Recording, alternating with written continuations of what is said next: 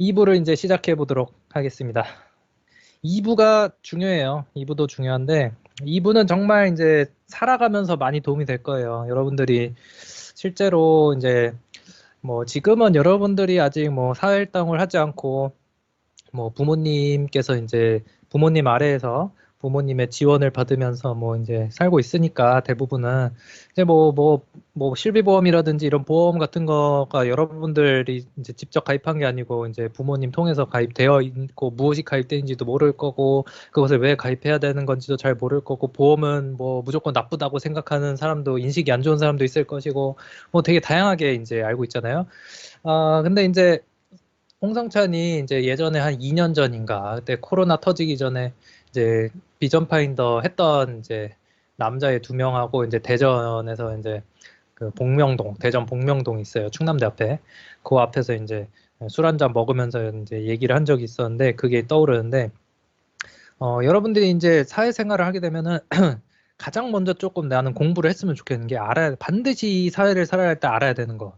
건강보험에 대한 것과 실비보험에 대해서는 여러분들이 일단 좀 잘 알아야 돼. 무조건. 보험 공부를 좀 했으면 좋겠어. 보험을 일단 좀 정확하게 알아야지 여러분들이 이제 돈을 이제 여러분들이 많이 벌고 싶고 이제 재정적으로 이제 빨리 자유롭고 싶잖아요. 근데 돈을 많이 벌어서 그렇게 재정적인 자유를 얻는 것도 중요한데 돈이 안 새어 나가게 그리고 때로는 어떤 발생할 수 있는 그런 상황들을 조금 가능성 있는 것들을 예측을 해서 내가 손해를 좀 많이 최소화해 놓으려는 그런 대비도 굉장히 중요해.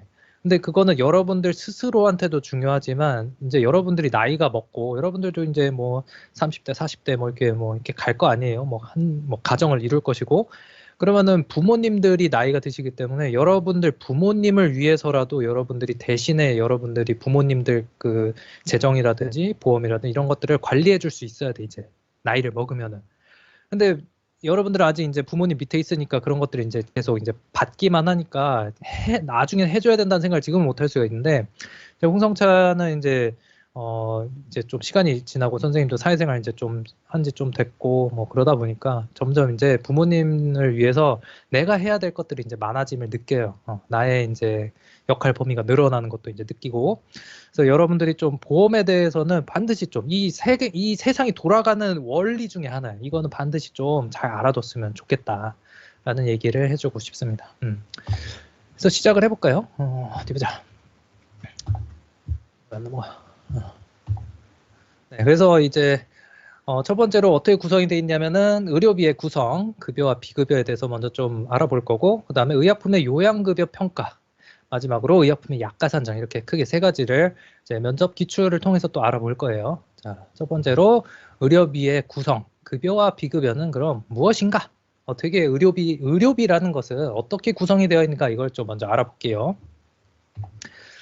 면접 기출이 이런 게 있었습니다. 네, 삼육대 약학대학에서 이런 질문을 했었는데 질문을 살펴보면은 질문이 이제 현재 의료 정책에 의하면은 4대 중증 질환을 가진 사람은 일반 환자들에 비해 같은 의료 행위에 대하여 더 할인된 금액을 적용을 받는다. 이 의료 정책의 정당성을 논하시오라고 얘기를 해놓고 그 다음에 추가 질문으로 4대 중증 질환이 무엇인지 아는가?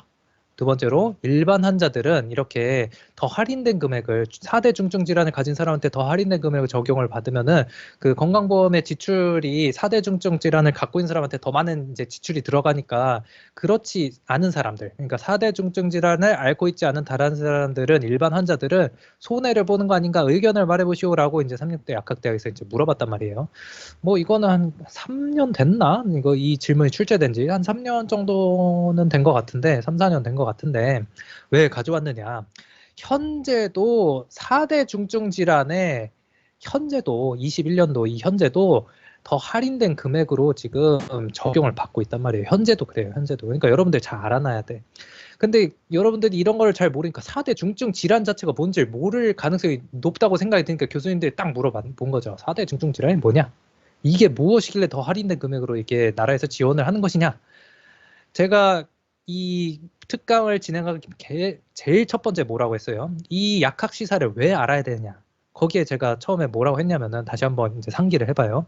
여러분들은 아직 약사가 아니지만 동시에 지금 현재 동시에 어떤 누구이기도 하다? 환자가 될 수도 있단 말이에요. 환자로서 여러분들이 이 제약 산업에 지금 현실에 지금 포함이 되어 있는 사람들이란 말이에요. 환자의 가능성, 환자일 수도 있는 소비자의 입장이 있단 말이에요. 여러분들이 아프면은 만약에 여러분들이 만약에 4대 중증 질환에 만약에 걸리면은 더 할인된 금액으로 받을 수 있단 말이에요. 지금 현재 제도상으로 여러분들한테도 해당되는 내용이니까 질문을 하는 거야. 어려운 질문으로 막 괴롭히려는 게 아니고. 무슨 말인지 알겠죠? 일단은 말을 해주자면 4대 중증 질환은 무엇이냐. 첫 번째, 암, 심혈관 질환, 그다음 심장 질환, 그다음에 희귀 난치병 질환 이런 네 가지에 대해서 4대 중증 질환으로 분류를 하고 있습니다. 다음 슬라이드에 제가 적어놓긴 했어요. 그리고 이 4대 중증 질환에 대해서는 더 할인된 금액을 이제 지원해 주는데 얼마를 할인해 주느냐. 만약에 그 의료비가 그러니까 이런 4대 중증 질환으로 인해서 병원비를 이제 병원에 가서 치료를 받았는데 병원비가 100만 원이 나왔어요. 그러면은 95만 원을 건강보험에서 지원을 해줍니다. 5만 원만 내면 돼, 여러분들은. 그러니까 엄청나게 지원율이 큰 거죠, 사실. 95%. 근데 여기 지금 표현을 보면은 그냥 할인이 아니라 더 할인을 해준다고. 그러니까 4대 중증 질환이 아닌 또 다른 급여 혜택에 해당되는 질병들의 경우에는 95%까지는 아니라는 거예요.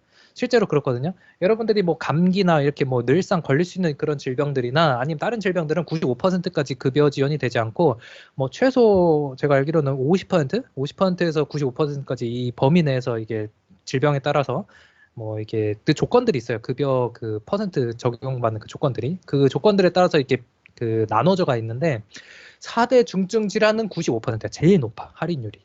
이거보다 높은 건 없어요. 95%. 그러니까 100만 원 병원비 나오면은 95만 원을 여러분들이 나라에서 지원을 받을 수 있고 심지어 여러분들이 만약에 실손보험, 실비보험이라고 하죠.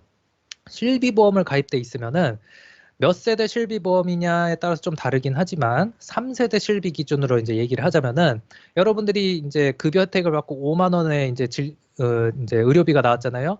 그 의료비에서 80%를 또 그 실비보험으로 청구를 할 수가 있어. 그러니까 여러분들은 그 5만 원 중에서 20%만 의료비가 나가는 거죠. 실제 내가 내는 돈은. 그럼 얼마예요? 5만 원 중에 5만 원 중에 20%는 만 원만 내면 된다는 거야.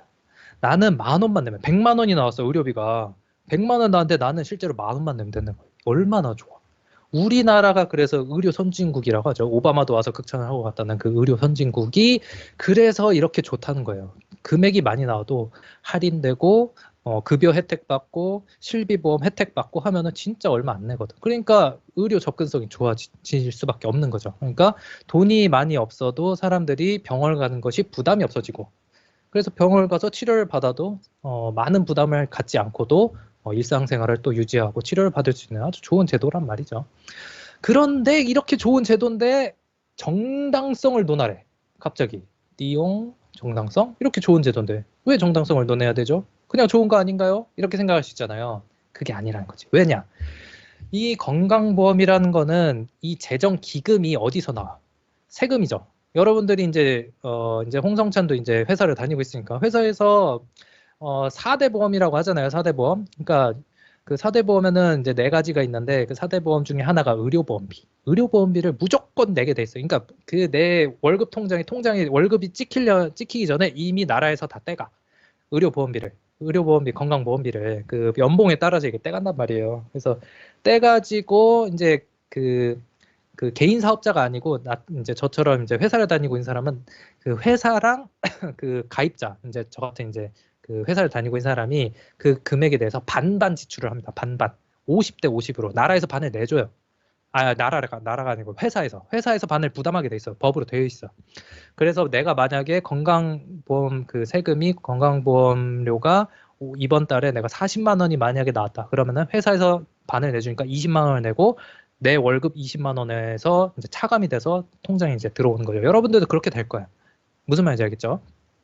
그런데 문제는 홍성찬도 이렇게 생각할 수가 있죠. 아니 나는 아프지도 않아서 병원도 간 적이 없네. 내가 태어나가지고 내 평생 병원을 가서 뭐 별로 병원비로 써본 적도 없는 돈이 매달 내 월급에서 막 20만 원씩 뭐 40만 원씩 막 30만 원씩 나가고 있어. 나는 병원도 안 가는데 돈을 내는데.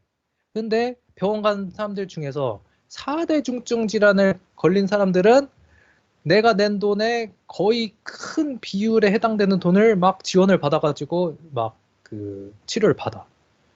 그러니까 일반 환자들은 그렇지 않은 환자들은 손해라고 생각할 수 있겠죠. 여러분들 입장에서도 그렇게 생각이 들 수 있잖아요. 그거에 대해 의견을 말해보라는 거예요. 근데 이건 충분히 그런 합리적인 그런 질문일 수가 있단 말이에요. 왜냐면은 일반 환자들은 낸 거에 비해서 내가 혜택 받는 그 급여 혜택이 뭐 상대적으로 이렇게 중증 질환, 4대 중증 질환 같은 게 아니면은 그 급여 혜택률이 막 95%까지 안 되니까 굉장히 내가 돌려받을 수 있는 돈이 이제 혜택을 누릴 수 있는 돈 자체가 이제 금액이 적잖아요. 그러니까 손해라고 생각해서 그래서 일각에서는 어떤 이제 그 의견도 나오고 있어요. 건강보험 이거 해야 되느냐? 혜택 못 받는 사람들도 많은데 이거를 꼭 이렇게 많은 비용을 내야 되고 또 해마다 건강보험료가 지금 올라가고 있죠. 이거를 이렇게 해야 되느냐? 라고 자꾸 주장하는 움직임도 그래서 나오고 있는 거지. 무슨 말인지 이해됐죠? 그런데 이거에 대해서 그런 의견을 말해보라고 했는데 여러분들은 그럼 어떻게 대답을 하는 것이 좋은가? 라고 했을 때 일단 다음 슬라이드를 보면은 일단 여러분들이 의료비가 어떻게 구성되고 있는지를 알아야 돼. 그래서 첫 번째 의료비라는 것은 두 가지로 구성이 되어 있는데 그러니까 여러분들이 병원을 가서 의료비라는 것을 이제 지출을 하게 되면은 그 의료비에는 이 두 가지 사항이 포함이 되어 있어요. 첫 번째로 급여 항목. 급여 항목이라는 것은 나라에서 진료비의 일정 부분을 부담해서 환자의 그런 그 진료비 부담을 이제 분담을 하는 거예요. 분담. 그게 이제 급여라는 것이 급여 항목이라는 것이고 그 부담하지 않는 항목에 대해서는 비급여라고 해가지고 환자가 전액 100%그 의료비를 지출해야 되는 항목에 대해서 이제 비급여라고 이제 얘기를 하죠. 그래서 급여라는 건 여러분들이 뭐 잘 알고 있다시피 이제 공단 부담금, 이제 급여 부분에 해당되는 이제 의료비에 해당해서는 이제 관해서는 나라에서 국민건강공단에서 부담하는 일정 비율이 있고 그 외의 그 비율에 대해서는 이제 환자가 본인이 부담을 한다. 근데 예를 들어서 4대 중증 질환 같은 경우에는 공단에서 몇 퍼센트를 이제 지원을 해준다. 95%를 이제 지원해주고 우리는 이제 환자들은 5%만 지불하면 되는 구조로 지금 되어 있다. 일단 비급여는 여러분들이 이거를 좀 잘 알았으면 좋겠는 게 나중에 보험 공부를 하다 보면은 이게 비급여가 갑자기 두 가지로 나뉜다는 걸 알아요. 알게 돼요. 아니 비급여는 그냥 급여가 아닌 게 다 비급여 아니고 다 똑같은 거 아닌가요? 이렇게 생각할 수 있는데 그게 아니야. 비급여는 법정 비급여가 있고 임의 비급여가 있어요. 이걸 잘 알아야 돼. 여러분들 중에 나이가 좀 있어서 실손보험을 스스로 든 사람들도 있을 거란 말이에요. 근데 이게 얄팍하게 아는 사람들은 실손보험에서 비급여 항목이 뭐 3세대 실비 같은 경우에는 연간 200만 원 한도 내에서 이제 뭐 70%까지 지원이 되고 뭐 연간 200만 원 이상에 대해서 다 이제 실비보험에서 돌려준다라고 알고 있을 거예요. 그런데 그 돌려준다는 비급여 항목에 있어서 실비보험에서 70%까지 환급을 여러분들한테 다시 돌려준다는 얘기는 법정 비급여 항목에 대한 치료에 해당이 돼. 무슨 말인지 알겠어요? 법정 비급여 치료 항목에 대해서만 70%까지 환급을 해준다고. 이미 비급여 항목에 대해서는 안 해줘요. 보험 지급이 안 돼. 그러니까 여러분들이 잘못 알고 있으면 이미 비급여 다 받아놓고 실비보험에서 환급 못 받을 수도 있어요. 이거를 아주 명확하게 알고 있어야 되고 여러분들이 그 보험을 만약에 뭔가 나중에 든다면은 이런 약관들을 아주 면밀하게 확인을 해야 돼. 그런데 실비보험은 그 모든 보험회사가 다 공통적으로 다 동일해요. 특약도 똑같고 보험 증권도 다 똑같아. 법정 비급여, 임의 비급여는 실비보험에서 모든 이제 그 보험회사에서 다 임의 비급여는 지급을 해주지 않습니다. 이건 그냥 상식으로 알고 있어. 그럼 법정 비급여라는 것은 무엇이냐? 이건 합법 사항인데 뭐가 합법이라는 거냐면은 뭐 예를 들어서 어떤 이제 항암제가 이제 신약으로서 허가를 받으려면 아까 어떻게 해야 된다 했어요? 식약처에서 이제 임상시험을 통해서 임상시험 자료를 식약처에 제출을 해서 승인 허가를 받아야 된다고 했잖아요. 승인 허가를 받으면은 만약에 항암제 A가 위암에 대해서 승인 허가를 받았어. 식약처에 대해서 식약처를 통해서 그러면은 그 위암 항암제 A는 위암에 대해서는 합법이야. 그러니까 승인을 받았기 때문에 나라에서 위암에 대해서 이 약을 써도 좋다라는 승인을 해줬기 때문에 그 A 항암제를 위암 환자에게 쓰면은 그거는 합법 사항에 해당이 됩니다. 이해가 되죠? 그러니까 그냥 쉽게 말하면은 식약처를 통해서 승인을 받은 허가 사항 내에서 의약품을 사용했어. 그거는 합법이란 거죠. 당연하죠. 이제 승인을 해준 거니까. 근데 그건 법정 비급여야. 그런데 그렇지 않은 의약품들이 있어요. 그러니까 의약품이 항암제, 위암을 이제 목표로 위암 치료제로 항암제를 이제 개발을 했어요. 근데 미국에서는 이제 연구 자료를 보니까 의사가 보니까 이 항암제는 우리나라에서는 위암으로만 이제 승인 허가를 받았는데 외국에서는 뭐 폐암 치료제로도 승인을 받아 쓰고 있어. 그러니까 효과가 있다고 이제 연구 자료가 있어. 그렇다고 해서 의사가 우리나라에서 폐암 환자를 대상으로 그 항암제 A를 폐암 환자한테 쓰면은 그거는 불법입니다. 불법. 아무리 연구 자료가 외국에서 그런 사례가 있고 외국에서는 승인을 받았어도 어떻게 해야 된다? 우리나라에도 적용하려면 우리나라도 폐암 환자를 대상으로 임상시험을 해야 된다고 아까 앞서 말씀을 드렸죠. 설명을 했죠. 그래서 우리나라에서 식약처에서 승인하지 않은 사항에 대해서 사용하는 사항들은 모두 불법인데 급여에 해당되지 않는 비급여는 모두 임의 비급여로 분류가 됩니다. 그걸 임의 비급여라고 그래. 그러니까 비급여 항목 중에서도 식약처 승인을 받지 않은 사항에 대해서는 모두 임의 비급여라고 분류가 나눠져 있어요. 그래서 여러분들이 뭔가 혜택을 받고 실비보험에 환급을 받고 혜택을 받으려면은 법정 비급여 항목에 내에서만 치료를 받아야 돼. 근데 법정 비급여 항목으로 웬만하면은 의사들도 다 이게 치료를 해줘요. 급여 항목보단 비급여 항목이 훨씬 많아요. 아무래도 급여로 지원할 수 있는 그 재정의 한계가 있기 때문에 급여 항목 외에는 비급여 항목이 훨씬 더 많기는 하지만 때에 따라서는 의사들이 의학적 판단에 따라서 이제 이걸 오프라벨이라고 하죠. 이제 허가 사항 외로 이제 사용하는 것들. 그래서 오프라벨 정해놨는데 이런 이미 비급여 항목으로 이제 치료를 할 수도 있는데 이럴 때는 환자들한테 이제 동의도 없고 그 다음에 이제 병원 내에 뭐 심사위원회라든지 이런 이런 위원회나 그런 위원 조직들의 내부 승인 절차를 거치고 사용을 해야 돼, 사실. 이런 이미 비급여로 이제 치료를 하려면은. 그래서 좀 복잡한 것도 있습니다. 그것 때문에 이제 문제들이 사회 이슈가 발생하는 경우도 많죠. 그래서 이제 법정 비급여의 항목에 대해서만 여러분들이 실손보험에서는 이제 환급을 받을 수 있다는 걸 알면 되고 이미 비급여에 대해서는 그것이 불가능하다. 그리고 이것은 오프라벨로 문제로 연결이 되어 있다는 것을 좀 이해를 했으면 좋겠습니다. 여기까지만 알아도 괜찮아요, 여러분들이. 그래서 이제 실손의료보험 여러분들이 이제 아파서 병원을 가면은 이제 진단서 떼가지고 이제 보험회사에 청구를 하면 돌려받을 수 있는 그런 가장 이제 시스템이 갖춰져 있는 것들 중에 하나. 이거 민간보험이긴 하지만 실손의료보험을 여러분들 좀 잘 알고 있었으면 좋겠어요. 그래서 실손의료보험 보장 대상도 급여랑 이제 우리나라 의료비가 급여랑 비급여가 구분이 되어 있으니까 4대 중증 질환에 관련해서는 공단 부담금이 이제 99% 5% 이렇게 이제 써놨고 이제 실손보험에서 어디를 이제 지원을 해주냐 여기 점선이 보이죠, 점선.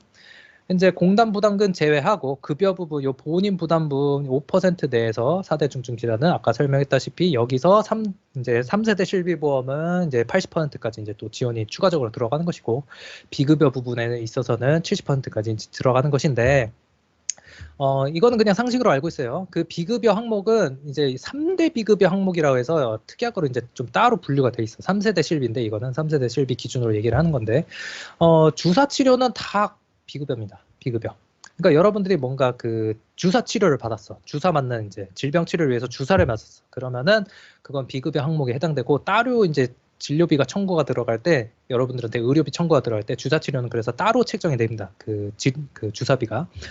그래서 주사 치료에 대해서는 이제 그 비급여 부분이기 때문에 급여로 이제 여러분들 혜택을 받을 수가 없어요. 그래서 그런 부분에 대해서는 주사 치료 중에 비급여에 해당되는 부분은 실손보험에서 이제 커버가 된다. 대신에 연간 250만 원 한도에 한해서 이제 여러분들한테 환급이 진행이 돼요. 그러니까 연간 250만 원이라는 건 무엇이냐?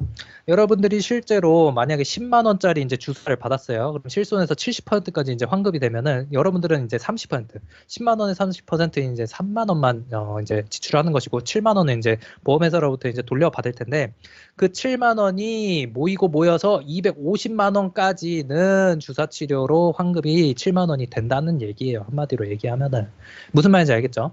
그래서 도수 치료 치료 뭐 요즘 이제 실비보험이 잘 돼 있으니까 도수 치료를 워낙 많이 받죠. 이제 사람들이 실비보험 청구 이제 하면 되니까. 이제 한 번 받으면은 뭐 2, 30만 원 한다고 하는데 뭐 70%까지 할인이 되니까 40만 원짜리 도수 치료 받아도 얼마예요? 70%면은 7, 4, 28, 28만 원은 환급 받고 나머지 10몇만 원만 내면 도수 치료 받을 수 있으니까 혜택이 좋죠. 그다음에 이제 MRI 같은 거 자기 공명 영상 진단. MRI도 이제 굉장히 이제 고가잖아요. 그래서 대학병원에서 막 찍으면은 뭐 최소 막 50만 원에서 뭐 80만 원까지도 하는데 연간 300만 원 한도 내에서 실비보험 그 세대 수에 따라서 뭐 3세대 실비 같은 경우에는 여러분들이 MRI 찍고 보험회사에 청구를 하면은 70%까지 뭐 80만 원이면 8, 7, 56, 56만 원은 환급 받을 수 있고 나머지 금액만 내면은 MRI도 부담 없이 찍을 수 있게 해주는 아주 좋은 제도이죠. 이런 것들을 잘 이제 활용하고 있어야 된다는 것이죠. 그래서 여러분들이 그 오늘 특강이 끝나면은 한번 뭐 엄마한테 물어봐요. 아빠한테 물어보든지 나 실손보험 가입돼 있냐고.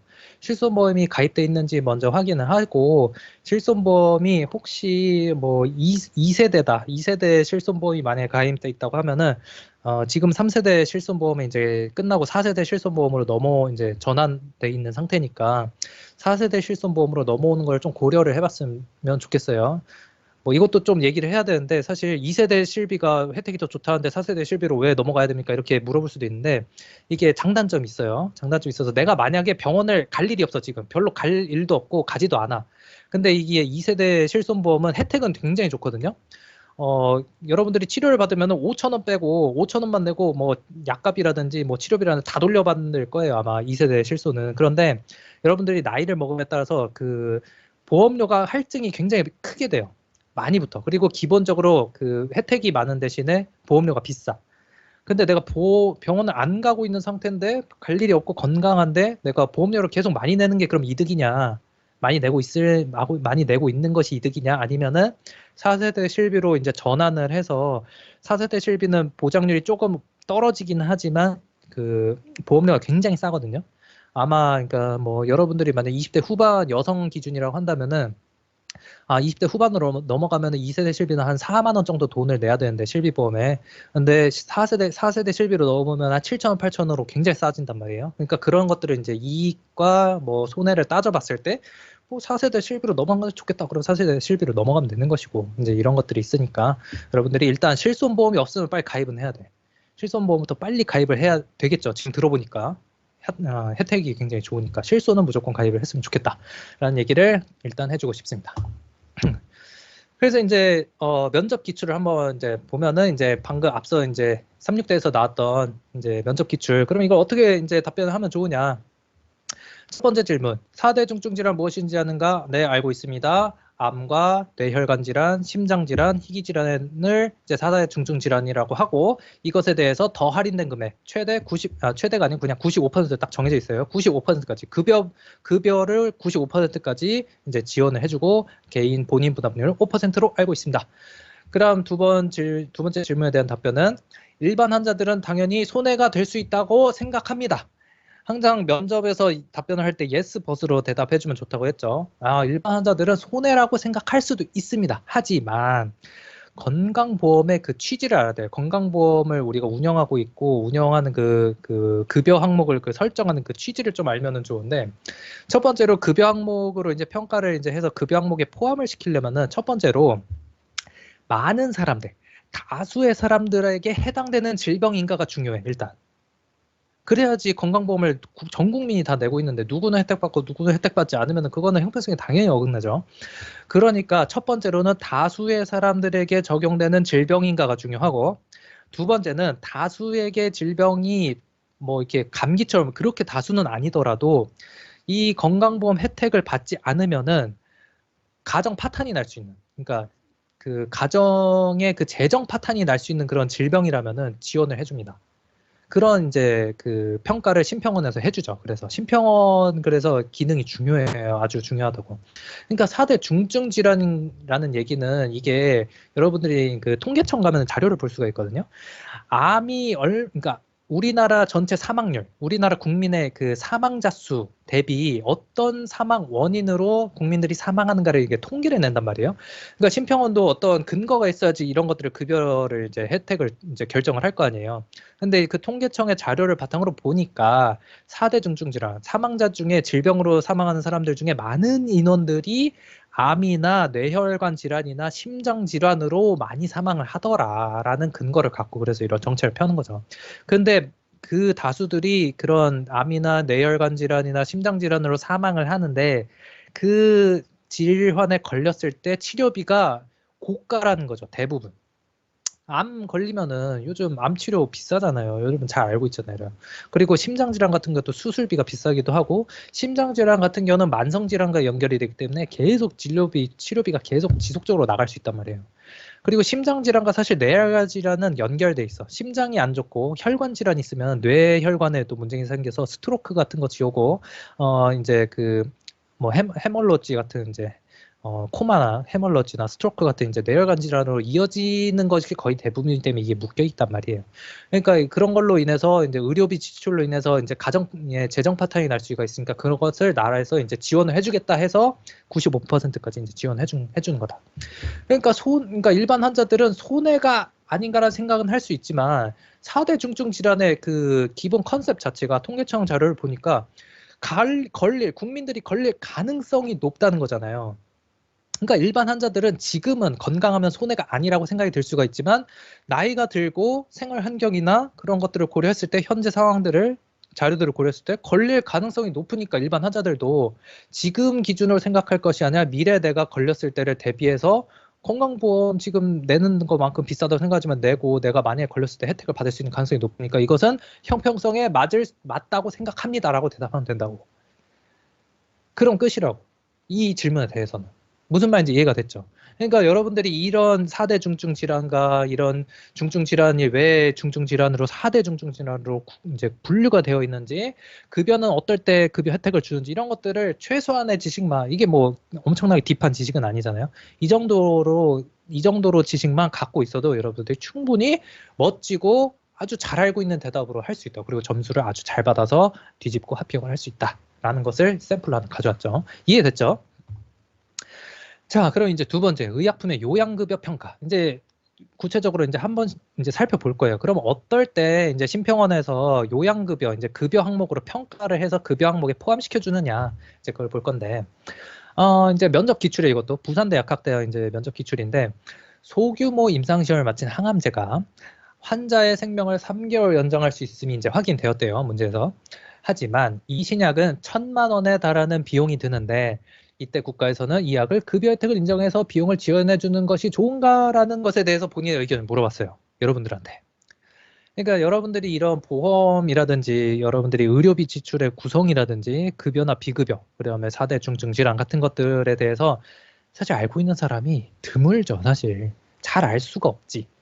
이걸 제대로 알려주는 사람도 없고, 그러니까 자꾸 이거를 가치 판단으로, 그러니까 옳고 그름의 문제들로 자꾸 이런 종류의 문제를 자꾸 접근하려고 하는데, 그러지 말고 이제 우리들이 어떤 기준을 가지고 심평원에서 이제 급여를 이제 평가를 하는지, 또 의약품이 개발될 때 어떤 평가 기준을 가지고 개발이 되는지 이런 것들을 명확한 기준을 가지고 그거에 합당하는 일단 키워드가 있는지 찾고, 키워드가 있다면 그거를 바탕으로 답변을 하면 된다. 자, 이 답변은 그럼 어떻게 하면 좋으냐? 보자. 이제 질문을 다시 한번 살펴보면, 이제 항암제라고 했죠. 항암제는 일단 첫 번째로 뭐다? 4대 중증 질환 치료제 중에 하나죠. 암 치료제니까. 그 다음에 두 번째로 이제 신약이 1,000만 원에 해당하는 비용이 든대요. 이제 고가의 이제 의약품이라는 거죠. 근데 급여 혜택을 인정해줘야 되느냐라는 이제 질문 설계를 보니까 아직 급여 혜택을 받지를 못했고 비급여에 해당된다라는 것은 이제 알고 있겠죠. 그래서 이 신약을 이제 또 이 신약이 이제 그 임상 시험을 통해서 이제 뭐 효과가 뭐 확인됐다고 하니까 신약 개발이 됐다라는 이제 가정하에 그러면 법정 비급여에 해당이 되겠구나. 여기까지 좀 이제 확인을 해주면 좋겠죠. 그래서 그러면은 이거에 대해서 그러면 어떻게 이제 접근을 하면 좋은가 했을 때 여러분들이 이제 좀 한 가지 이제 좀 팁을 알았으면 좋겠어요. 팁. 자, 팁이 무엇이냐?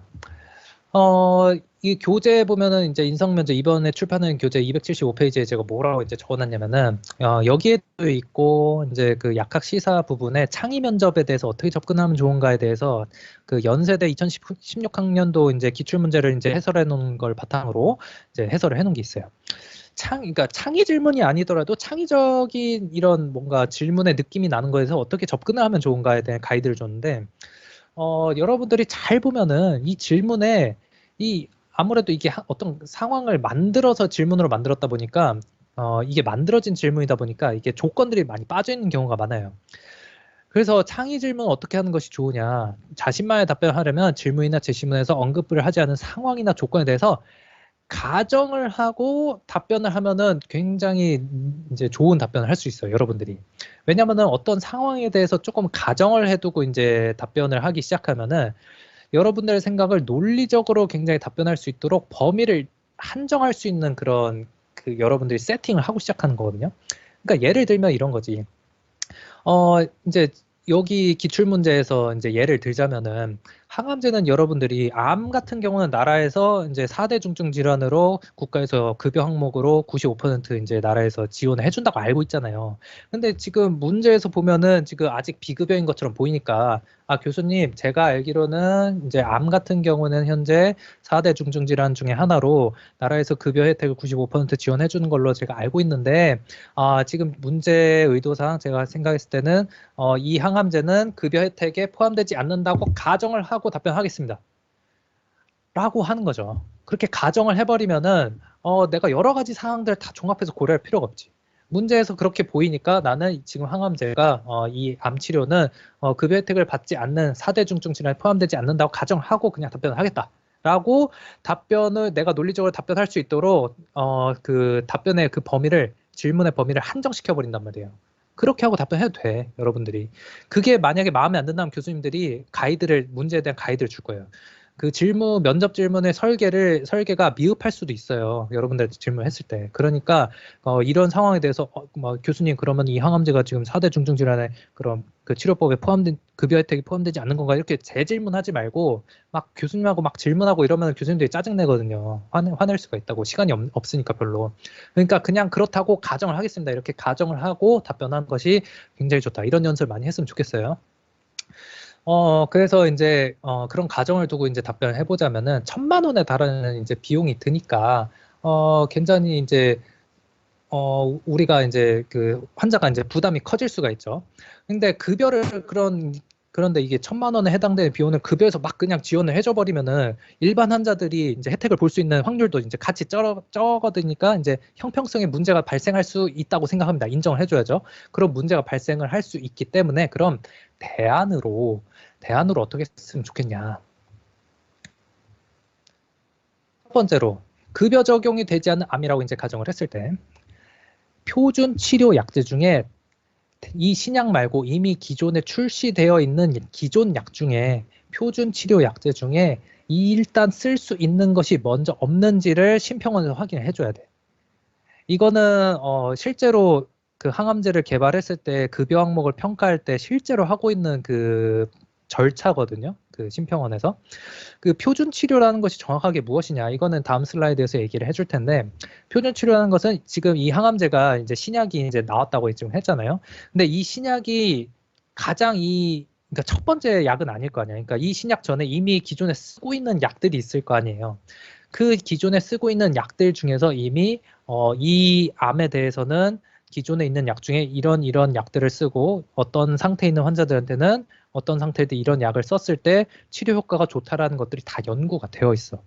그 여러분들이 그 교수님들이 맨날 주기적으로 뭐 의대 교수님들이나 병원 교수님들이 막 뭐 학회 가고 막 그러잖아요. 뭐 미국 학회 갔다 온다 그러고 막 그놈의 그 교수들 왜 이렇게 학회가 많은지 맨날 학회 간다 그러잖아요. 그 학회가 무엇이냐 결국 가서 한다는 것이 결국 그 학회가 하는 의미는 무엇이냐 지금 기존의 치료제가 나와 있는 것들 치료법들 그런 것들을 그 의사들이 필드에서 환자를 만나고 있는 사람들이 그 치료법들을 계속 사용해 보면서 그 수집되고 있는 그런 자기만들의 연구 자료들을 발표한 자리야. 한마디로 얘기하면. 그래서 그런 연구 자료들을 발표된 그런 논문들을 바탕으로 미국의 뭐 국립보건원 NIH나 뭐 우리나라에서 뭐 심평원이라든지 이런 사람들이 이런 곳에서 그런 자료를 검토를 해가지고 이제 가이드라인을 만들어놔요. 어떤 위암, 예를 들어서 위암이다. 그럼 위암에 대해서는 뭐 병기가 이럴 때 아니면 어떤 상황의 환자일 때는 이런 식으로 치료를 했을 때 가장 효과가 좋다라는 그런 치료 가이드라인을 만들어 놓는다고. 이 의미는 무엇이냐? 의사들이 마음대로 치료를 하는 게 아니에요. 그 의학적인 그런 메디컬 그 널리지를 바탕으로 임의대로 치료를 하는 것이 아니라 의사들도 다 표준 치료가 무엇인지를 항상 연구하고 찾아보고 공부하고 때로는 학회도 가고 해가지고 가장 최신의 그 치료 방법, 가장 검증된 치료 방법이 무엇인지를 자꾸 공부를 한단 말이에요. 여러 그 의사들도. 그래서 그것들을 이제 식약처에서 이제 그 표준 치료 가이드라인을 다 만들어 놓고 있고 그 가이드라인에 따라서 치료도 현재 필드에서 이제 병원에서 하고 있는 것이고 뭐 의사 각각 개인마다 조금씩 이제 견해가 다르기 때문에 조금씩 다르기는 하지만 기본적인 큰 틀은 그 치료 가이드라인 안에서 움직인단 말이에요. 여러분들이 병원에 갔을 때. 그리고 임상시험을 할 때도 새로운 신약을 개발을 할 때도 그냥 아무거나 만드는 게 아니라 일단 표준 치료 가이드라인을 찾아보고 그거의 그 바탕을 그걸 베이스로 해서 그보다 더 좋은 그러면은 현재 치료가 이게 표준 치료라면은 더 좋은 신약은 어떤 디자인으로 개발을 했을 때 더 좋은 치료약이라고 할 수 있겠다를 그 표준 치료 가이드라인을 참고해서 임상시험도 해요, 사실. 이거는 영상을 이제 나중에 녹음했거나 뭐 영상을 내가 지금 저희 녹화하고 있으니까 그 나중에 다시 한번 이 말에 대해서 다시 한번 음미를 하면서 잘 기억을 해놔요. 무슨 말인지 알겠죠? 그래서 지금 신약이 문제에서 나왔다고 하더라도 1,000만 원에 달하는 비용을 그냥 갑자기 급여를 그냥 해줄 수는 없으니까 이 신약이 정말로 아까 말했듯이 시판허가 된 다음에 사람들한테 썼을 때 효과가 있는지 또 시판 허가 이후에도 데이터를 또 확인을 해봐야 되니까 당장 급여를 해주기보다는 일단 환자들은 이제 표준 치료 약제를 통해서 대안이 없는지 먼저 확인을 해주고 세 번째로 표준 치료 약제가 만약에 있으면은 검증된 치료법이니까 표준 치료를 우선 적용해서 그 암을 앓고 있는 사람들한테 치료를 받을 수 있도록 하고 그 사이에 이 신약에 대해서는 시판 이후 허가 그 과정을 그 데이터 안전성 데이터를 확보를 해가지고 판단을 해준 다음에 정말 효과가 있고 안전하다 기존 그 표준 치료 대비 그러면 급여 혜택을 지원을 해줘도 괜찮겠죠 나라에서. 그리고 이제 만약에 그 사이에 표준 치료를 적용해가지고 환자가 이제 치료를 받고 있었는데 그 표준 치료가 이 환자한테는 소용이 없을 수도 있거든요. 그거를 이제 표준 치료가 실패했다 이렇게 표현을 하거든요. 그래서 1차 치료가 실패를 한 경우에는 2차 치료를 해야 되는 상황에서 다른 대안이 이제 없으니까 2차 치료에서는 이 신약을 급여 혜택을 받을 수 있도록 적용해주는 경우가 많아요. 지금 심평에서 그렇게 하고 있다고. 일단 표준 치료로 이제 그 진행을 하고 암 환자 같은 경우에는 표준 치료가 만약에 실패한다면은 그러면 2차 치료로 사용할 때는 그럼 급여 혜택을 해주겠다. 심평에서 그렇게 하고 있단 말이에요. 그렇게 했을 때 이득은 무엇이냐? 일단 표준 치료라는 것 자체가 많은 이제 해당 암을 앓고 있는 사람들이 그 치료법을 통해서 이제 나은 경우가 많다는 이제 데이터가 있으니까 그 환자도 이제 치료될 가능성이 일단 높은 것이고 그래서 일단 표준 치료를 이제 해보는 것이 좋은 것이고 이득이고 만약에 실패를 하더라도 그 표준 치료가 실패한 환자의 수가 그 표준 치료를 이제 통해서 이제 치료가 된 사람보다는 훨씬 적어질 거 아니에요? 그럼 그 적은 사람을 대상으로만 이제 건강보험을 이제 급여 혜택을 준다면은 건강보험 부담도 이제 좀 절감이 되겠죠. 너무 많이 이제 급여 혜택을 이제 많이 받으면 또 건강보험 재정이 좀 악화가 될 수 있으니까. 그래서 여러분들이 이제 내일 이제 임상시험과 이제 항암치료 이제 현행 항암치료에 대해서 내가 이제 강의를 할 때 이거에 대해서 실사를 바탕으로 제가 그 데이터 자료를 좀 보여줄 건데 실사에서 어떻게 진짜 치료가 진행되고 있는지, 뭐 약값은 어떻게 이제 적용이 되고 있는지 이런 것도 다 보여줄 건데, 여러분들이 이렇게 지금 현재 진행이 되고 있다를 알고 있으면은 뭐 면접에서 이제 답변하고 있는데 매우 퀄리티 있고 아주 훌륭한 답변을 이제 할 수가 있단 말이죠. 이제.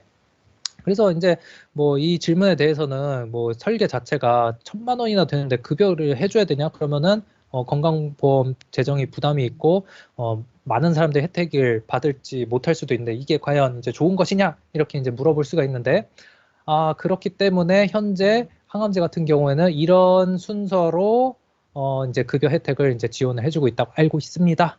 까지만 얘기해도 충분히 좋은 답변이 될 수 있다. 무슨 말인지 알겠죠?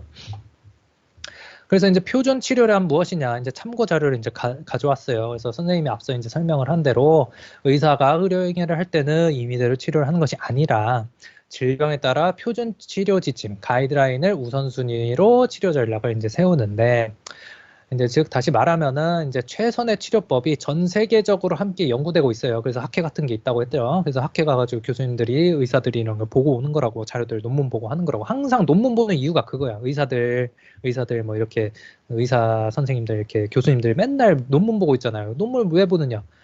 이거 확인하려고 표준 치료 지침 가이드라인 확인하려고. 그래서 이런 연구 결과를 바탕으로 식약처에서 표준 치료 지침을 고지를 하고 있습니다. 그래서 식약처가 들어가면 다 볼 수가 있어요. 여러분들이 다 검색하면 다 볼 수가 있어. 그래서 표준 치료랑 그래서 현 시점까지 연구된 의학학적 그리고 그냥 의학학적으로 이게 효과가 있다 이런 것뿐만 아니라 사회적 경제적인 측면을 고려했을 때 가장 최선의 치료 방법 의미해요. 왜 사회적 경제적인 이제 측면까지 고려를 하느냐? 아무리 치료 효과가 뛰어나, 아무리 뭐 좋아, 그래도 이 약값이 너무 비싸거나 아니면은 이 치료를 투여받으려면은 한 번 투여받는 약값은 싸지만 저렴하지만 엄청 오랫동안 이제 치료를 받아야 돼. 계속 투여받아야 돼. 그러면은 이게 약값이 비싸면은 그 환자가 치료를 포기할 수도 있거든요. 그리고 만약에 이 약물 자체가 너무 이제 뭐 1세대 세포항암제 같은 경우에는 이제 사이토톡신이 있으니까 환자들이 이제 견디기가 너무 힘들어서 치료를 포기하는 경우도 있거든요.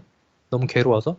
그렇다 보니까 이런 것들이 다 종합적으로 고려했을 때 최선의 치료 방법이 돼야 돼. 그래서 뭐 이게 뭐 그냥 효과가 있다고 해서 표준 치료 이런 건 아니란 거죠. 그래서 이런 것들을 다 고려했을 때 현 시점에서 가장 최선의 치료 방법이 무엇인가 이런 것들을 고려하는 것이고, 그다음에 새로운 치료 방법이 개발되어도 그래서 급여 혜택을 지원해 줄 때 건강보험 재정에 이제 좀 무리가 될 수 있기 때문에 요즘은 표준 치료 후 실패했을 때의 급여 혜택을 이제 적용해 주는 방향으로 많이 이제 급여 혜택을 좀 지원을 해주고 있는 실정인데 이것도 다 그렇진 않아. 또 항암제 같은 경우는 표준 치료 실패할 가능성도 굉장히 높기 때문에 뭐 실패한다고 그럼 다 급여해주면 또 이제 건강보험이 또 재정이 이제 박살이 나니까 또 여러 조건을 둬서 또 이렇게 해주기도 합니다. 그거는 이제 내일 현행 항암 치료 이제 그 방법을 보면서 좀 더 자세하게 이제 언급을 해줄 예정이에요. 그래서 이제 면접 기출이 또 있죠. 면접 기출을 보면은 비아그라가 현재 보험 비급여인데 이것도 뭐 한 3, 4년 전에 36대 약학대에서 나온 이제 질문이에요. 근데 이제 발기부전도 하나의 질환인데 50대 이상 성인들에게도 환자로 이제 분류가 되고 있다. 그래서 이 비아그라를 근데 보험 급여로 바꾸는 것에 대해 어떻게 생각하는가? 이렇게 이제 학생들한테 질문을 했단 말이죠. 그래서 이제 비급여랑 급여는 이제 급여 혜택을 언제 지원을 해줄 수가 있느냐 그거에 대해서 이제 아까 어떤 이제 기준을 정해줬어요. 알고 있어요 이제. 급여를 해주려면은 다수한테 이제 좀 혜택이 가야 될수록 이제 급여로 적용될 확률이 높고, 그 다음에 급여로 이제 적용이 되려면은 뭐 그렇게 감기처럼 그렇게 많은 수의 다수는 아니더라도 급여 혜택을 받지 않았을 때 재정적으로 큰 이제 문제가 오거나 재정 파탄이 이제 가정의 재정 파탄이 올 수 있다고 생각이 드는 것에 대해서는 이제 급여로 지원해 준다고 그랬죠. 그래서 비아그라는 이제 첫 번째로 이런 식으로 좀 접근을 하면 가장 좋은 답변이 될 것 같아요. 그래서 일단 키워드는 보험 비급여고 이제 보험 급여로 바꾸고 싶다는 것인데, 이제 항암제 같은 경우에는 이제 신약 워낙 이제 기존 치료도 이제 실패하는 경우가 많기 때문에 신약에 좀 많이 이제 의존을 많이 하는 경우가 있단 말이에요. 그런데 이제 비아그라 같은 뭐 이런 일반적인 뭐 이제 치료제 같은 경우들은 사실 비아그라는 또 삶의 질을 높이는 거지 이것으로 인해서 사람이 죽거나 뭐 이렇게 그러진 않잖아요. 그러니까 삶의 질을 높이는 의약품이기 때문에 뭐 기존 치료제가 실패했을 때 급여를 해주겠다 이런 조건을 해줄 필요까지는 없고, 사실 지금 비아그라는 신약은 아니잖아요 현재 상태에서. 이제 특허가 풀렸기 때문에 제네릭이 지금 많이 나온 상태예요. 그래서 근데 이 질문만 보면은 급여로 바꿔주는 것이 뭐 어떻게 생각하냐 이렇게 그냥 물어보면은 질문이 굉장히 단순한데, 현재는 제네릭이 많기 때문에 그냥 질문 자체 이 답변에다가 교수님 급여로 할 필요가 없습니다. 제네릭이 있습니다. 너무 쌉니다. 이래버리면은 답변이 이게 교수님들이 생각하는 그 답변 방향이 아니거든요. 그러니까 여기서도 가정을 좀 해줘서 교수님들이 원하는 답변 쪽으로 좀 접근해서 다가가주면 좋겠다. 그래서 첫 번째로 비아그라는 현재 신약이 아니기 때문에 제네릭이 없다고 그런 가정을 하고 답변해 보겠습니다라고 이제 시작을 하는 거죠. 그래서 보험급여 원칙을 이제 먼저 말해주면 좋을 것이고, 그래서 이제 다수의 사람에게 적용되는 질병이며 약가 부담이 큰 경우에 지원이 되면은 바람직한데, 발기부전은 단해 투약 후 치료된 질병 아니게 지속 사용을 해야 되잖아요. 따라서 지속 사용할 경우에 약가 부담이 커질 수 있다는 좀 문제가 있다고 생각합니다. 그리고 특히 삶의 질을 위협하는 질병. 그러니까 발기부전 자체가 질병이 아니니까 이게 급여 혜택을, 그러니까 질병에 해당되지 않고 그냥 삶의 질에 해당되니까 이게 자칫 잘못 생각하면은 이거 죽고 사는 문제도 아닌데 급여 혜택을 지원해줘야 되느냐, 미용처럼 생각할 수가 있단 말이에요. 그런데 삶의 질을 위협하는 것도 굉장히 큰 문제일 수가 있어요.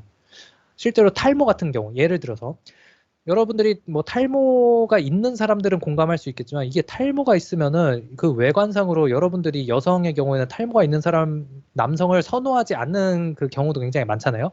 그러니까 이게 뭐 결혼할 확률도 줄어들지, 외관상으로 그런 뭐 좋지 않지, 이런, 그러니까 삶을 살아가는 굉장히 불이익들을 많이 겪을 수밖에 없단 말이에요.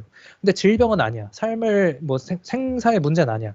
그런데 굉장히 삶을 살아갈 때 굉장히 여러 가지 문제들이 있을 수 있으니까, 그런 것들을 요즘은 고려했을 때 삶의 질을 위협하는 그런 질병에 대해서는 급여로 적용을 또 해주는 경우도 굉장히 많아요.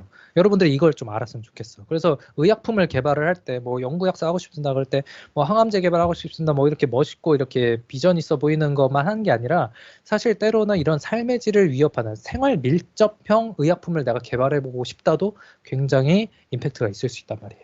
여러분들이 그런 거를 좀 알았으면 좋겠다. 그래서 여기서 힌트를 얻었으면 좋겠다.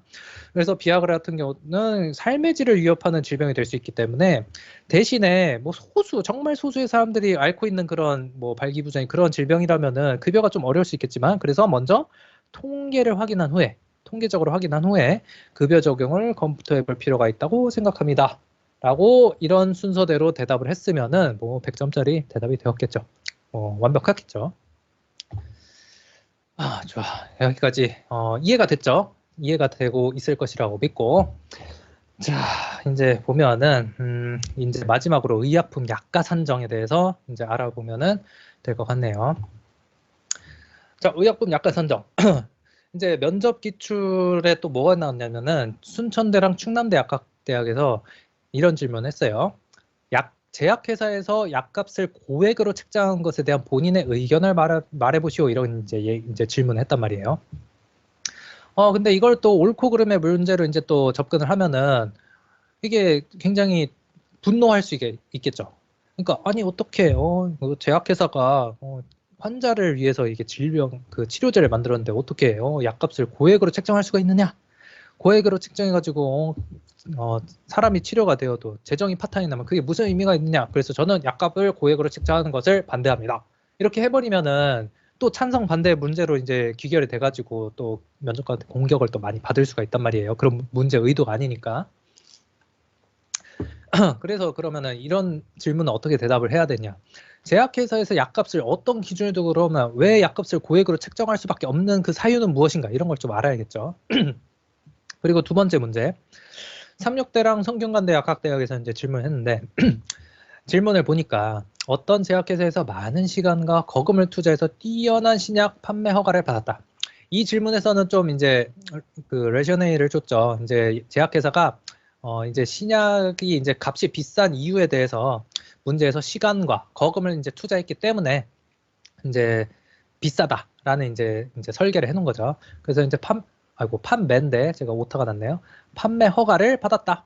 이제 시판 허가를 받은 거죠. 승인을 받았는데, 하지만 이 신약이 필요한 환자들은 약을 살 수 없을 정도로 가난하다. 그러니까 약값이 비싸다. 이런 상황에서 지원자가 제약회사의 경영진이라면, 너가 제약회사의 리더라면 어떻게 할 것인가, 이런 질문을 했단 말이에요. 그러면은 이것도 잘못해서 옳고 그름의 문제를 판단하면은 여러분들이 괜히 그 또 도덕적인 그런 모습을 보여줘야 된다고 면접에서 잘못 접근하면은, 저는 제약회사 경영진이라면은 이런 환자들 이렇게 가난한 사람들에 한해서는 뭐 약값을 매우 싸게 지원을 해줘서 많은 사람들이 혜택을 볼 수 있게 해주겠습니다. 저는 그것이 도덕적으로 올바르다고 생각합니다. 그리고 제약회사가 그렇게 하는 것이 이 사회에 대한 의무와 책무라고 생각합니다. 이런 식으로 접근을 할 수가 있잖아요. 그러면 이제 교수님들 이렇게 물어보죠. 아니 그렇게 해가지고 그 약값 다 낮춰가지고 이렇게 공급하면은 그 시간과 거금을 투자했는데 파산하면 어떡할 거냐? 너가 제약회사의 리더인데 그러면은 그 환자를 살리기 위해서 그 제약회사에 있는 직원들을 그러면은 그럼 뭐 생각하지 않는 것이냐? 이제 말려들게 된단 말이죠. 그거 빠져나올 수가 없게 돼. 왜냐하면 내가 처음에 접근 자체를 잘못했기 때문에 답변 자체를 잘못했으니까 이제 빠져나올 수가 없죠. 그럼 거기다 대고 그건 또 그런데 하면서 잘 모르겠습니다. 그러가지고 이제 답변하고 이제 나온단 말이에요. 그러면 면접 점수를 이제 잘 받을 수가 없겠죠. 그러면은 이제 하나씩 이제 알아봅시다.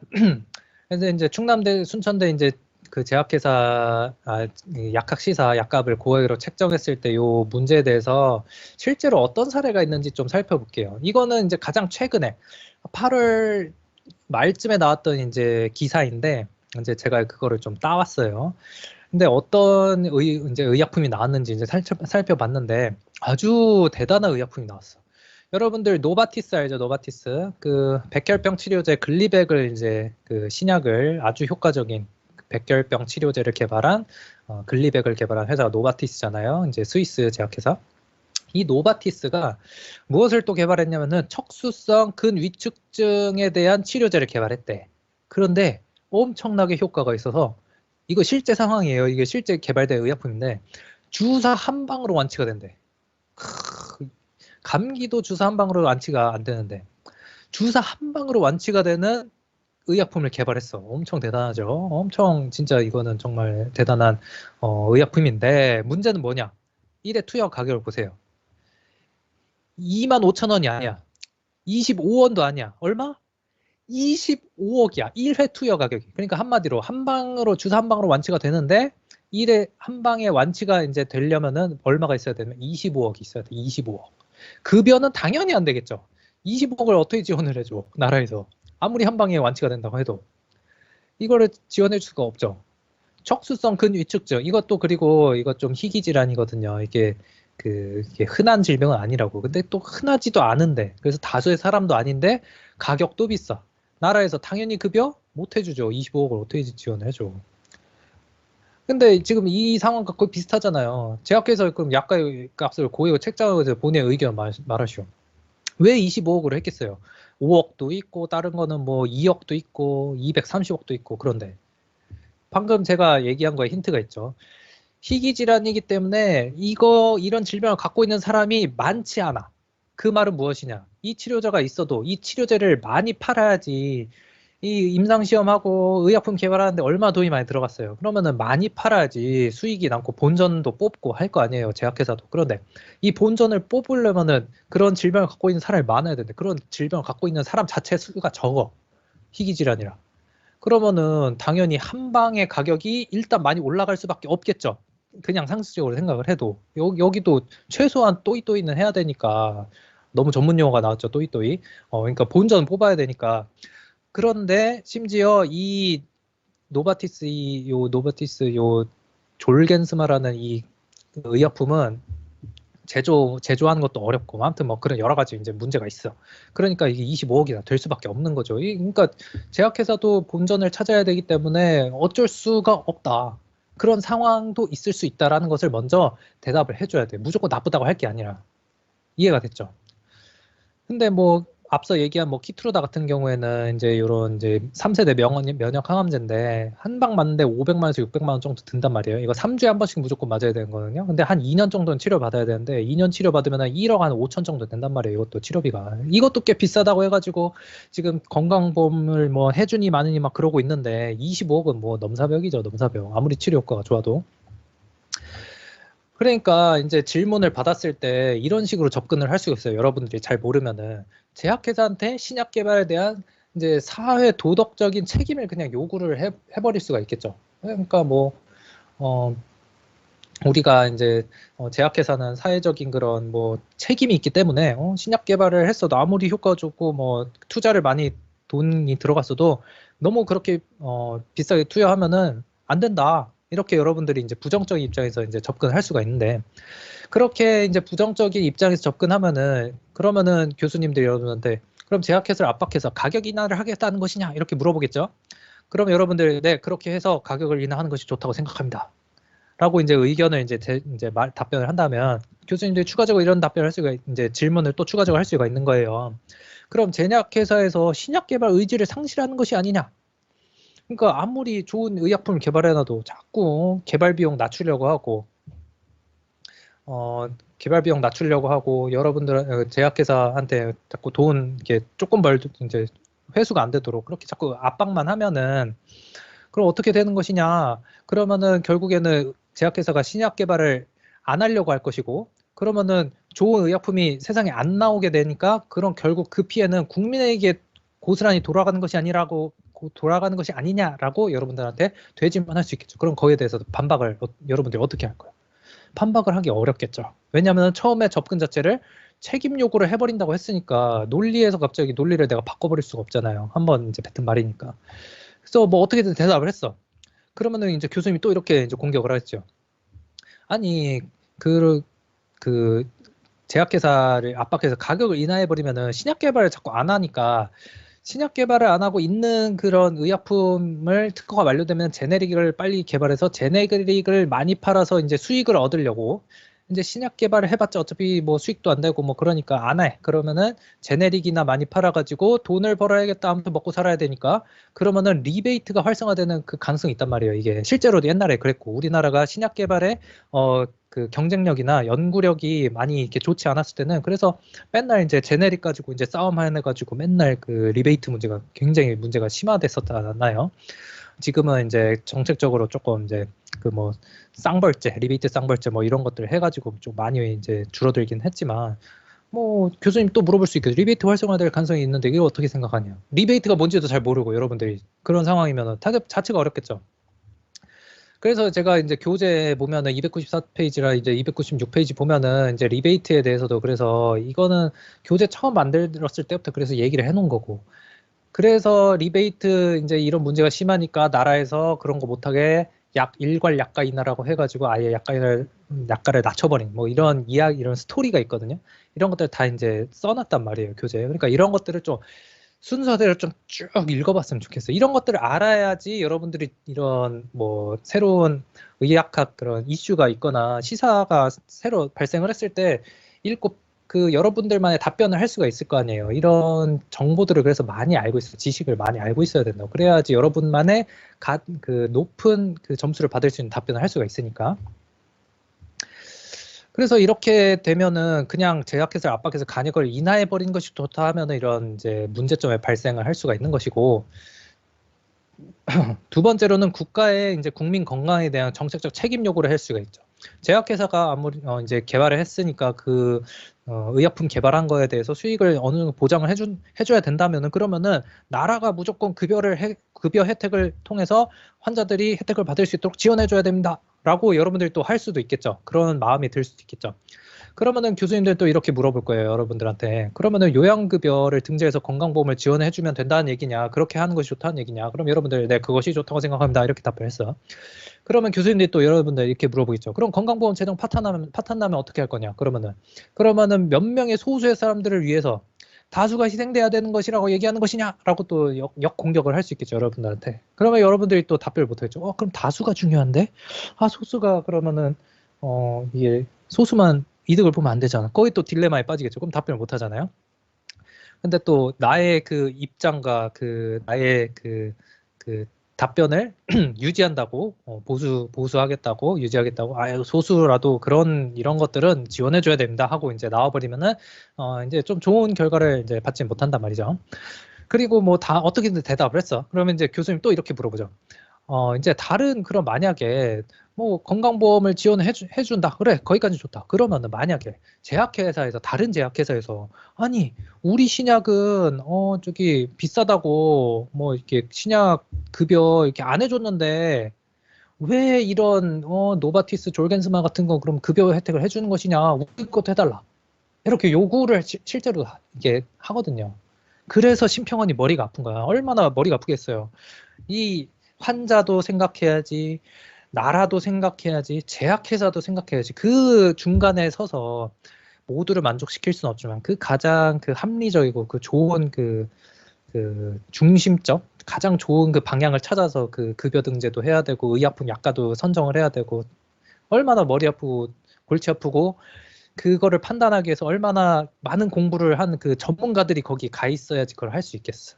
무슨 말인지 알겠죠? 그러니까 약사들이 많은 공부를 해가지고 심평원에 가서 하면은 그 전문성이라고 해야 되나? 그런 것들이 이제 많이 발휘가 될 수 있다는 거죠. 이제 한마디로 얘기하면은. 그러니까 이런 문제들이 있는 거예요. 그러니까 또 교수님들이 그러면 다른 제약회사에서 우리 신약도 그러면은 급여 등재해달라고 막 요청할 텐데 그럼 어떻게 할 것이냐? 그럼 또 답변 못 하겠죠. 여러분들이 또 딜레마에 빠지겠죠. 자, 그러면은 어떻게 하는 것이 좋으냐? 결국에는 뭐 앞서 살펴본 이제 충남대 문제나 너무 뒤로 가려니까 이제 힘드니까 뭐 충남대 문제나 뭐 36대 지금 성균관대 약학대 이 문제나 똑같은 게 그러면 어떻게 하는 것이 좋으나 결국에 이제 중요한 것은 제약회사와 국가 간의 적절한 협상이 필요한 거예요. 협상. 그러니까 협상을 하려면은 어떤 것을 해야 되느냐. 여러분들이 이제 뭐 아직 학생이니까 뭐 협상을 해볼 일은 많이 없었을 거 아니에요.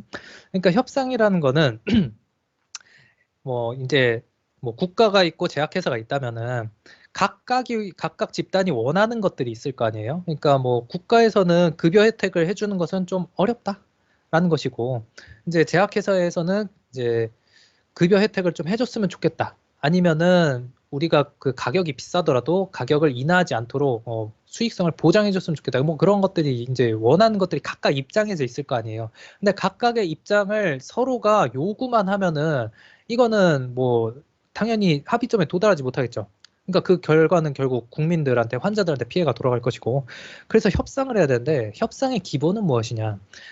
만약에 내가 A라는 제안을 했어. 내가 제약회사예요. 내가 제약회사인데 이제 국가를 상대로 그러면 나는 그 수익성을 보장을 해줬으면 좋겠다. 그런데 만약에 국가가 그거를 받아들이기 어렵다면은 그래서 우리 그 제약회사가 가격을 인하를 해야만 된다면 그래야지 뭐 의약품도 승인해주고 뭐 그럴 수밖에 없는 상황이라면은 우리 제약회사가 한 발 물러나서 그러면은 오케이 가격 인하하겠다 하는 대신에 다른 걸 요구할 수 있겠죠. 자기들한테 유리하고 이익이 될 만한 것들을. 거꾸로 정부도 그런 거를 요구를 할 수가 있단 말이에요. 그래서 협상이 필요한데 그런 것들을 이제 한 발 물러나도 다른 것들을 이제 요구해서 그런 것들이 서로가 수용이 된다면은 합의점에 도달할 수 있고 그거를 협상을 한다라고 얘기를 하는데 첫 번째는 뭐 지금 얘기한 대로 뭐 가격 인하를 하는 대신에 그럼 대신에 뭐 제약회사가 뭐 일정 기간 그 한국에서는 우리 회사만 이 의약품을 이제 팔 수 있도록 다른 제약회사가 비슷한 의약품이 들어왔을 때 판매 허가를 유보한다든지 판매 허가를 조금 지연시킨다든지 해서 독점권을 요구할 수가 있어요. 우리 회사만 조금 더 오래 팔겠다. 그래서 수익을 좀 충분히 얻을 때까지 경쟁하지 않도록 보장해달라. 그런 이제 판매 활동들을 이제 마케팅 활동들을 이제 보장해달라. 이렇게 정부에 요구를 할 수가 있는 것이고 두 번째로는 정부에 또 이런 것들을 요구할 수 있어요. 특허가 만료된 후에는 제네릭이 이제 개발이 될 수가 있잖아요. 제네릭 개발을 좀 제한해달라. 그러니까 아예 못하게는 뭐 안 되니까 방금 얘기한 대로 제네릭 개발 그 시점이나 그런 것들을 좀 지연시켜달라. 우리 회사가 좀 더 수익성을 확보할 수 있도록 그때까지 그런 것도 이제 협의를 해야겠죠.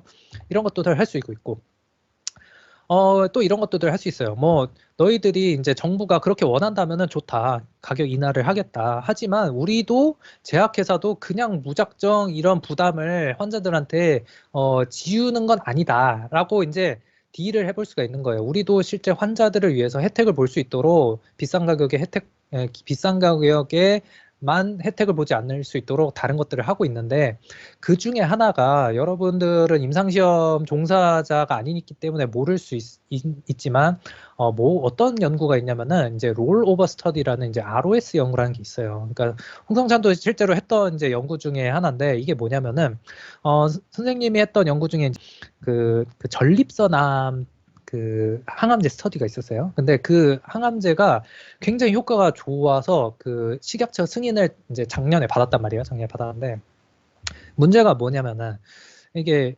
뉴베카라는 이제 그 상품명으로 이제 출시가 되었는데 이게 출시가 되니까 이제 그 전에 이미 한국에서는 임상시험을 이제 참여를 해가지고 이 혜택을 보고 있는 이제 임상시험에 참여하는 그 이 의약품을 공짜로 지원해주고 뭐 검사비도 공짜로 다 지원해주고 뭐 관련돼서 이상 반응 나오면은 그거에 대해서 의료 치료도 다 해주고 이렇게 환자들한테 환자들이 비용 부담이 없거든요. 임상시험에 참여한 그런 장점이 있거든요.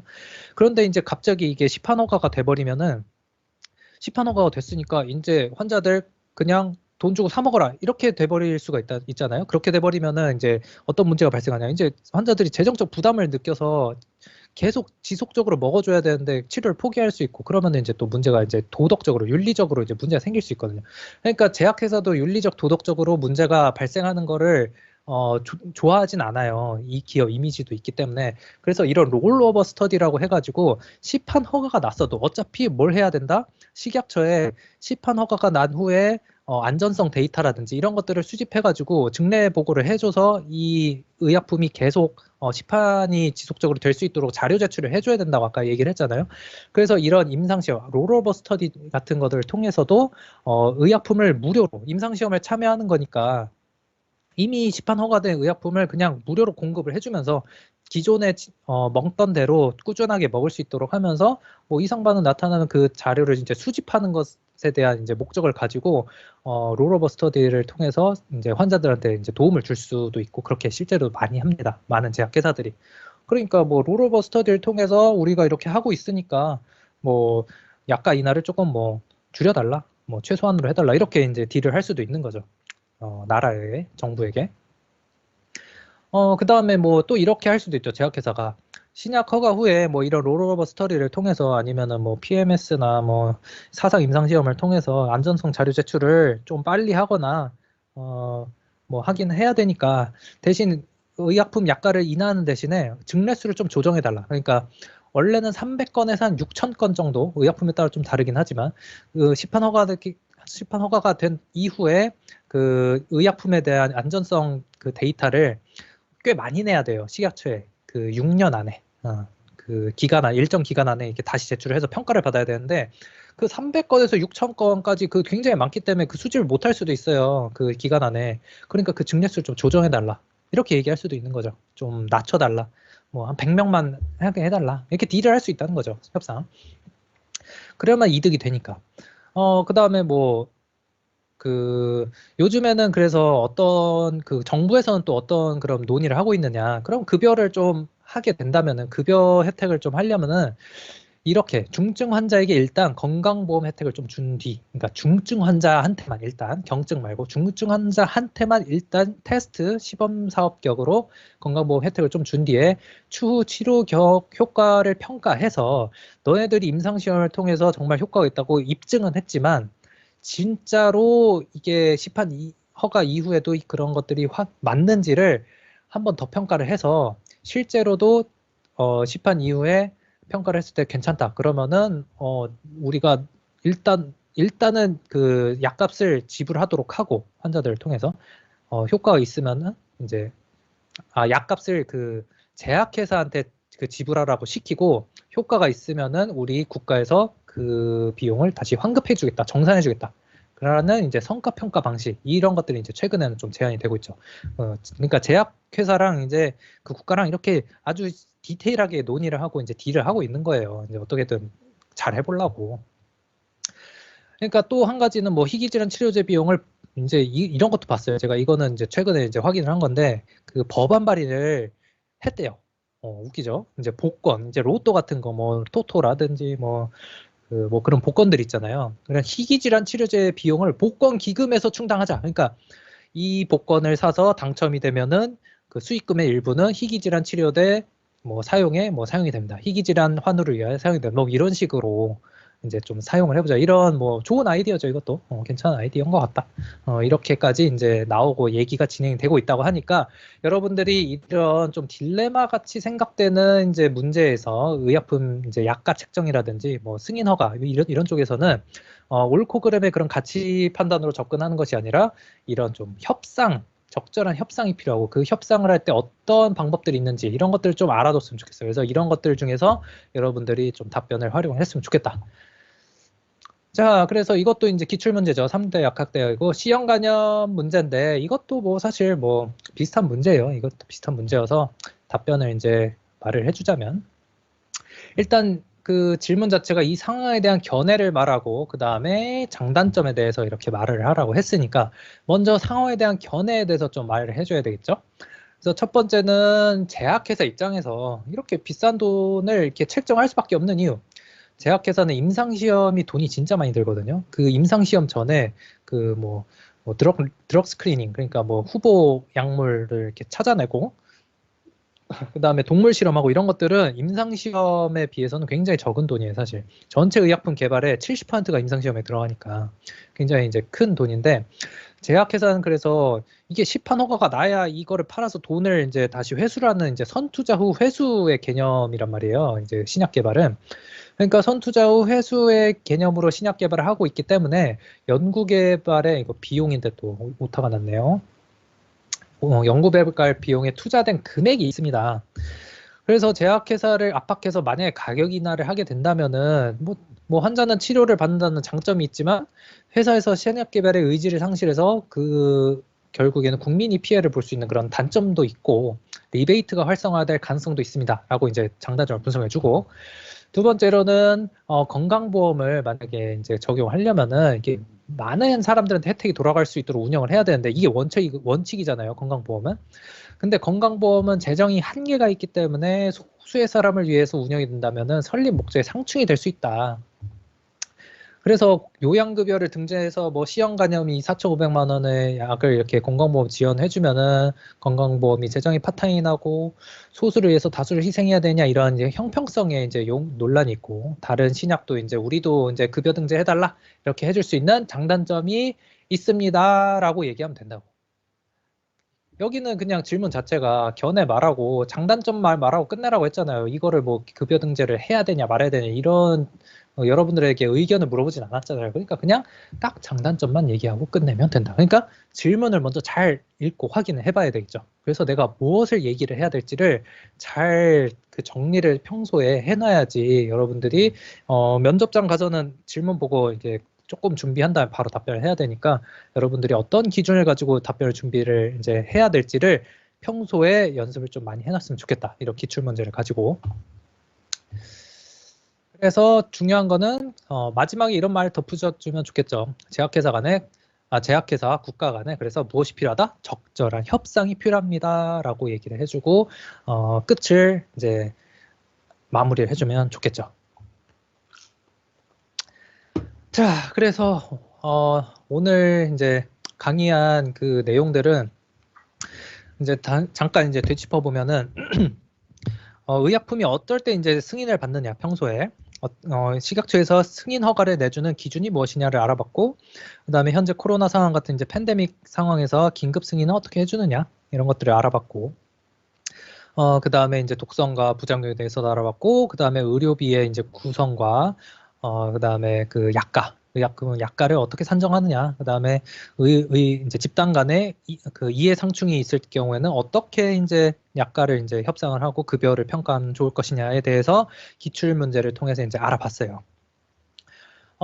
그런데 이제 조금 중간중간에 아무래도 이런 이제 기출 문제를 설명하기 위해서는 여러분들이 가장 기본적으로 사실 백그라운드에 뭐가 있어야 되냐면 임상시험이 어떻게 진행이 되고 임상시험이 무엇을 평가하기 위해서 1상, 2상, 3상, 뭐 4상까지 있는 것이고 이걸 좀 알아야 되거든요, 사실. 근데 임상시험을 뭐 제대로 설명할 수 있는 사람이 뭐 몇이나 있겠어요. 특히 약학대학 그 입시를 하는 여기 그 학원이나 뭐 학원에선 절대 이렇게 가르쳐 줄 수가 없고 뭐 약대생들도 이제 배우고 있는 사람들이기 때문에 이제 그럴 수 없고 이제 현직에서 이제 제가 임상시험을 해서 종사를 하고 있기 때문에 아마 가장 정확하게 알려줄 수 있지 않았나 그렇게 생각하고 있고 이렇게 답변하면은 100% 완벽한 대답이 될 수 있으니까 좀 많이 참고를 했으면 좋겠습니다. 그리고 내일 강의를 그래서 좀 같이 들어야 되는 게 의약품 임상시험에 대해서 제가 그 현행 항암 치료에 대해서 얘기하면서 임상시험에 대해서도 조금 더 이제 자세하게 여러분들이 반드시 좀 알아야 되는 거를 이제 언급을 할 거거든요.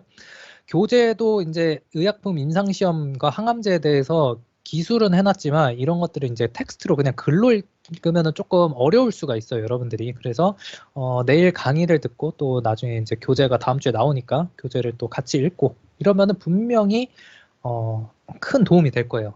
많은 이해가 될 것이고. 그래서 9월 26일 내일 강의를 그래서 원래는 오늘 하려고 했지만 이제 순서를 바꿔서 강의 준비를 하다 보니까 의약품 임상시험과 이 현행 항암 치료와 항암제 개발에 대해서는 내일 하면은 더 연결성 있고 좋겠다라고 이제 싶어서 이렇게 강의를 순서를 바꿔서 진행을 하게 되었으니까 내일 토익이죠. 토익을 잘 보고 이제 저녁에는 토익 공부를 열심히 하고 내일 토익 보고 와서 점심 먹고 이제 2시부터 강의를 좀 시험 보고 와서 좀 피곤하고 힘들 수 있는데 와가지고 또 강의 듣고 하면은 여러분들 중에 분명히 기회를 잡는 사람이 나타날 거예요. 이런 특히 뭐 코로나 치료제, 백신 이런 관련해서는 질문이 나올 수 있는 여지가 너무나 많기 때문에 올해 면접에도 좀 힘들겠지만 내일 강의도 와가지고 오늘처럼 열심히 또 잘 들었으면 좋겠습니다.